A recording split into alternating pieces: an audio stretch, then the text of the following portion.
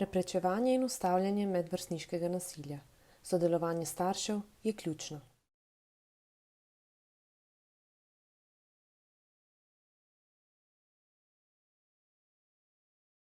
Otroka poslušajmo, ko nam pripoveduje o vsakodnevnih dogodkih, kažimo zanimanje in se pogovarjajmo o njegovih odnosih z vrstniki in vrstnicami. Z otrokom se pogovorimo o tem, kaj je medvrstniško nasilje in mu povejmo, da nasilje nikoli ni pravi način za ravnanje v medosebnih odnosih.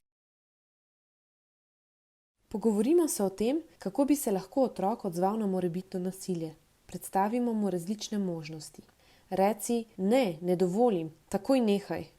Pojdi stran. Prosi vrstnike in vrstnice, da ti pomagajo. Povej odraslim, ki jim zaupaš. Z otrokom vadimo možne odzive. Uporabimo na primer igro gledališča, v kateri skupaj z otrokom igramo, kako bi odločno rekli ne nekomu, ki ravna nasilno.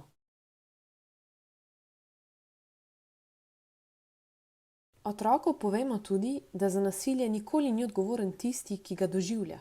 Za nasilje je vedno odgovoren tisti, ki ga povzroča. Pojasnimo tudi, da če doživljaš nasilje, ne pomeni, da je s tabo nekaj narobe.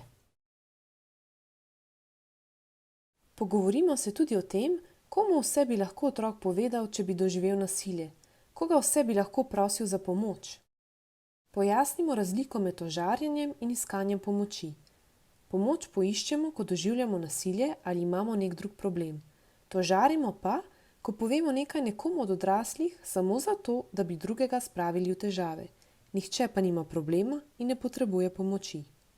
Otroku jasno povejmo, da ne pričakujemo, da zna sam rešiti vse težave in da bomo ponosni, če bo poiskal pomoč, ko jo bo potreboval.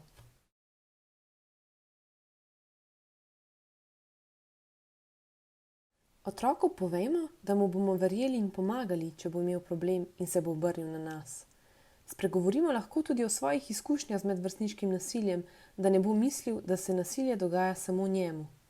Naučimo otroka, kako zdržati z neprijetnimi čustvi in frustracijami.